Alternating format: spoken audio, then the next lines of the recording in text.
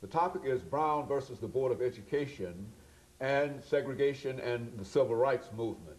And we have with us to talk about segregation and the Civil Rights Movement in the context of the Brown decision of 1954, Dr. ReUnification from Fisk University.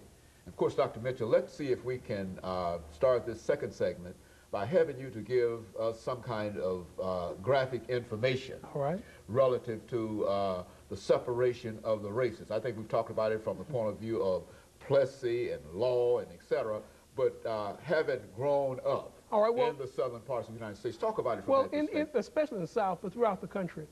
The great hope that the Civil War would end second-class status for African Americans. But unfortunately, when the Civil War ended, racism, as we know it, becomes ingrained, especially in the South, but throughout the country. The great advantage that had been given to whites being free was now transposed to the fact that you're white. So black people, African Americans, were in a second-class mode. We couldn't break out of it. We had served valiantly in the Civil War. We had attempted after the war to go to work, to gain our admission into the American system. World War I comes about after Plessy, 1896. But World War I, we fight valiantly. We go over. We hope that we will be, again, ingrained within the American system. But what happens? African-American soldiers return. Several of them are lynched in uniform. You have the famous Red Summer, 1919, after the war, where African-Americans in Chicago are stoned when they drift across a line, black water, white water, or colored water, white water. Young boys are stoned. In Texas, young soldiers are lynched in their uniforms. So America begins to reinforce separation and race and second-class citizenship for African Americans. You know, Dr. Haney, I think the real turning point was World War II, though. The generation of the baby boomers' fathers, my father, your father, and others, they go and they fight. They come back, and they understand they want to make the promise of America real for all Americans. In post-World War II, the GI Bill, chances for education, people aren't willing to accept, black people are willing to accept inherent segregation and inferiority. So in the case of Linda Brown, her father, he wants better for his children than he had. He believes that in a segregated school system, that black children are going to receive a second-class education. He asked the question, why should I pay taxes? Why should I pay first-class taxes and my children receive a second-class education? So he challenges the American system. He challenges Plessy versus Ferguson, the whole idea of separate but equal. In a landmark decision, this case will reach the Supreme Court. And as a professor, you teach, and we're all well, and some of us are well aware, not every case makes it to the Supreme Court, but this would be a landmark decision.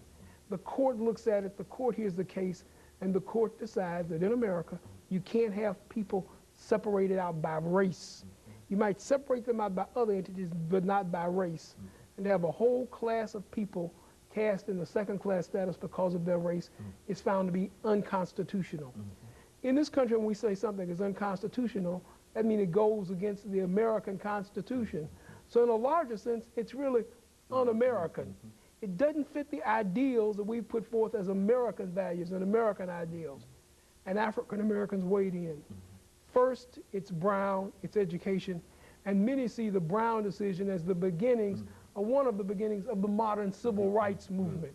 Because once these children enter these schools and they feel they're receiving a quality education, why should they then submit to second-class status? Brown opens a discussion in America. Brown opens a discussion of what America means and what the American promise is. And really, after Brown, there's really no turning back. Very good. And of course, one of the things, Dr. Mitchell, that we noticed, and I think that you've indicated here, is that out of Brown would come the civil rights movement. Why don't you say something about the effort on the part of the South to sort of block the implementation of Brown? Well, the real implication in the South is to have a whole class of people who receive second-class education, who are understood to be second-class. They are a second-class labor force. They are going to be the labor force of the South. But ironically, too, race and second-class status offered a comfort level to the South. It meant that you could tell the white South and the poor white Southerner, well, if you have nothing else, at least you have superiority over these people. And that's a sad reflection, Dr. Haney, on America. As the rest of the world studies United States history and the rest of the world is aware of the Brown decision, many times persons in other parts of the world view a disdain first for educated Americans and possibly for educated African Americans, because they wonder, how can we be loyal when we've been treated so poorly by our nation?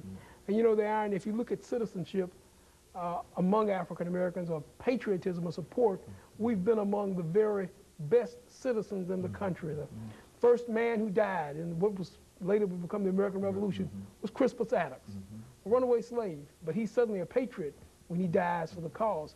If you look at the American Revolution, Prince Whipple, Peter Salem and Salem Point, all those black patriots who participated. You know, there's never been a time when there's been an American war that African Americans haven't participated valiantly and served their country, from the Spanish-American War. And right now, people are still astounded by the motion picture Glory, because people didn't understand that African American males fought valiantly. We've always been good Americans. You've never seen black folk protesting on the 4th of July. You've never seen black folk protesting around the Statue of Liberty. You'd have no discussions of black college students going to Canada to evade war. When this series was shot, we were just a day or two after income tax, and black people have been willing to pay for their equality, because you've never seen African American tax protesters. Those who've been given the least have been the most supportive. But Brown opened the door for that. Brown made America keep one of its promises to its brown sons and daughters, and that was for education and the possibility of a first-class education in America. You know, Dr. Mitchell, and we're getting ready for the our first commercial break, our second commercial break here. But one of the things that we'd like to deal with is to look at the relationship between Brown and the Civil Rights Movement. You see, because I think the decision is rendered in 1954. Exactly. And it is not until 1960. So that's about 6 years of intense discussion, intense debate. But you also have time to grow 6 years of young people to become a catalyst for that movement. That's exactly it, and that's what we want you to speak to when we come back. We will look at that. Third segment about the impact that those long years before the enforcement had upon the decision itself. Of course, we'll be back with our audience following this very, very short commercial break.